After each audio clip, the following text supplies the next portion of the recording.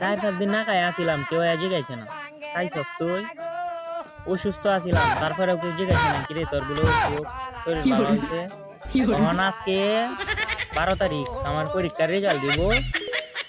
এখন আজকে মানুষের অভাব নাই, আমার যে পাইতাছে জিজ্ঞেস কিরে পরীক্ষার রেজাল্ট দিবি, আজ বলে পরীক্ষার রেজাল্ট দিব, কত পাইছো? ক্লাস পাইছো, কত পাইছো?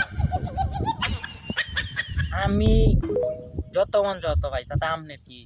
হ্যাঁ, আমনেরও তো জিগাই নিত। যে সময় না খাই আসিলাম এই সময় তাকে জিগাইছিল কিরে খাইছো, সেই সময় তাকে জিগাইছিল। অহন কে রায়া করে পায়া আমি ধরা পারলে ফেল করাম, ধরা পারলে পাস করাম, এটা আমনের কি? আমনে জিগাইতে গেল নাকি আমার? হ্যাঁ, ভালো হইন ভালো হইন, অন্য সময় আছে ভালো হইয়া পড়েন। নিজের স্যার আইন সেরে আইন পরীক্ষা দিছে।